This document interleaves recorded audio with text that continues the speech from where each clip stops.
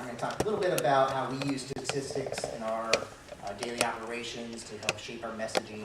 And I'm going to touch briefly on some of what Jess just talked about in a much more eloquent way than I could ever do, about how the industry at large can use data collectively to help shape our story, help show that outdoor recreation is more than just something fun to do and something good for our health, but it is big business, big industry. So go to the next slide. When people think about boating, they think about the images on the screen. And that's what we try to promote in our headquarters in Chicago, where we own and produce and manage about 20 or so boat shows. We're behind the Discover Boating brand, which helps get consumers excited to get out on the water. That's messages and pictures of having fun out there on the water in the sun with your family, with your friends, making memories. That time you caught a great big, red snapper out in the Gulf, or some rockfish out in the bay. I think there's one more, yeah. Catching some air hang time on a wakeboard out on the lake. These are all great positive messages of the fun things you want to do that get the consumer, the average American public, to want to go out boating, to want to invest in our products, buy new products, and continue that tradition of creating memories out in the water. And that's a great message to share with the consumer. That's not the only message we stand for.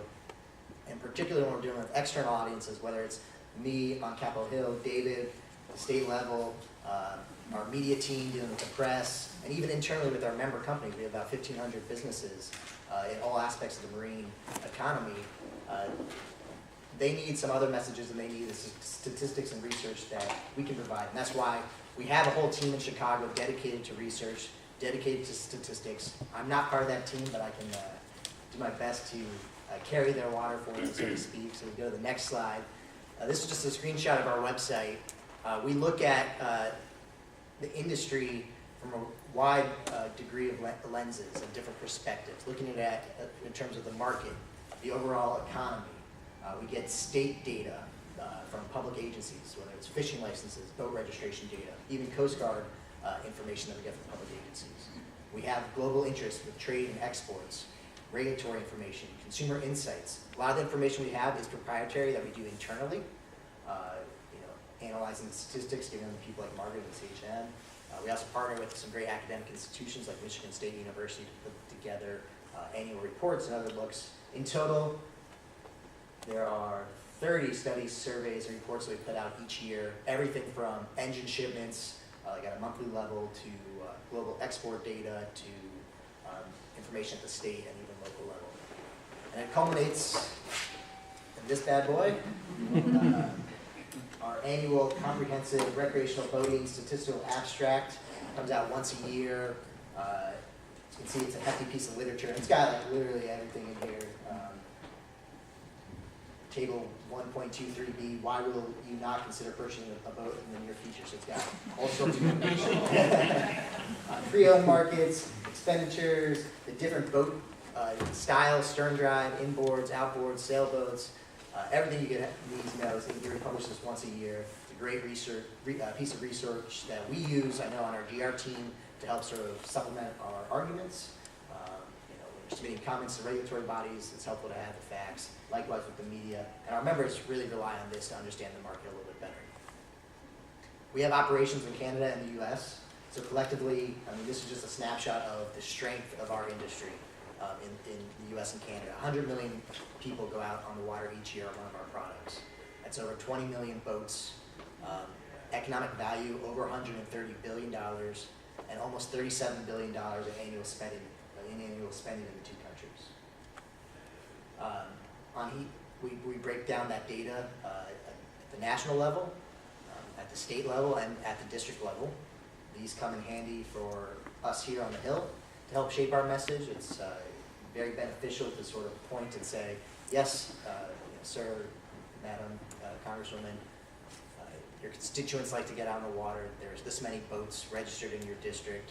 There's this many jobs that are supported in your district through marine activities, this many businesses in the industry located in your district, located in your state. It really helps sort of paint that picture, share that story, and show that boating is more than just a recreational activity, but it's a big business.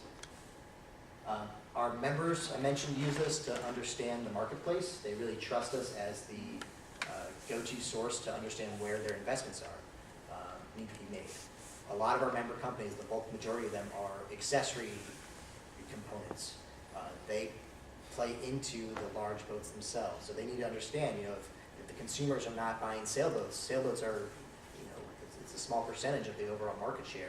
Maybe they need to be shifting their product line to more outboard boats, which are the bulk of the market.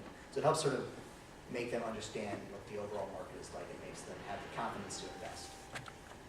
And we also sort of take it beyond just the boating data itself and look at it in terms of the overall economy. Different inputs. If gas prices are at historical lows, that means it's cheaper to fill up your boat, and that means you'll have more opportunities to go out on a Saturday, out on the water. Likewise, look at it in terms of the overall GDP. I don't think it surprises anyone that boating is an expense. It's not a mandatory expense for any household, I don't think. So when times are tough, boating can often be the first thing cut, and it's not the first thing that comes back in times of recovery. So we actually have a lag that we saw significantly in the Great Recession. It took us until the last few years to really recover to the levels we saw pre-recession. So we were able to forecast going into the future. GDP is expected to rise in the near and intermediate future. That means you have the confidence to continue to invest in new products, new R&D, new employees, and that we should expect sustained growth like we have had in the last couple of years. We see in that middle graph right there. But you can go to the next slide. So that sort of wraps up the boating economy in a nutshell. It is big business, and that's the message we try to share with people that are beyond just the average public consumer. But as we've touched on today, and as you all know, we're just one piece of the outdoor recreational economy puzzle. I borrowed this without permission from the National Park Service. Hope you don't mind. Forgiveness is better than asking permission. A small co-branding. But this is really just the pictograms that they have on their website of all the recreational activities that are possible on their properties. So land, snow, water, and there's over 50 of them on there. And I guarantee you, as Jess and Derek mentioned in that video, like ziplining, I don't think is on there yet. So you can definitely parse through this and say, what about X? What about Y? What about Z? And it's just one of those industries that is entirely nebulous. It's growing. We don't fully have our thumb up on the scale. We know how big boating is. We might know how big other things are. We can sort of piece them together, but there's still holes and gaps in the data that that don't allow us to present a complete picture. So we know, again, our numbers, 650,000 jobs, 88 million Americans go out on the water, $121.5 billion in economic impact. But we're just, a fraction of what is out there. Jess mentioned the OIA numbers, $646 billion, 6.1 million direct jobs. So we're still not treated with sort of the same respect, acceptance that other peer industry groups receive. Go to the next slide. Travel and tourism, arts and humanities, culture. These are industries that are well established. They're sort of colloquial amongst the public knowledge. And we don't have that. So, you hear politicians, you hear the media, you hear the average citizen talking about, oh, we need to invest more in arts and humanities. We need to invest more in attract tourism and travel. But you don't hear often about, we need to invest in outdoor recreation. We need to make sure outdoor recreation is a priority. So we're lacking in that sort of respect level, that stature that I think, if you look at the numbers, the OIA numbers, we're competitive. We're 641 billion. That's right in the middle of that arts and culture industry graph, and I think it even dwarfs the travel and tourism graph. So we deserve that sort of clout that other industries have. We're not telecom, we're not oil and gas manufacturing, but we're still a big piece of the U.S. overall economy. And that's why NMMA, I think, is here today. I think that's why we're having this forum, preaching the choir somewhat in this crowd. I'm repeating a lot of what Jess said, but it's important that we work together as stakeholders, different pieces of the puzzle, working with the government agencies in this room and others that weren't able to attend, to promote outdoor recreation, to make sure that it receives its due recognition throughout the country. That's why we, NMMA, was really pleased with the April announcement for the 2017 Corsa study to be funded. We think that's a great step forward and will help sort of legitimize outdoor recreation, help put boating and other activities up on the right mantle-place. And that's why we continue to call on Congress to pass the REC Act and make this sort of a permanent study so that we are up there just with, you know, the arts and humanities who get this study done every year. So I'm going to turn it over now, I think, and interested to having this conversation later on. Thanks, Mike.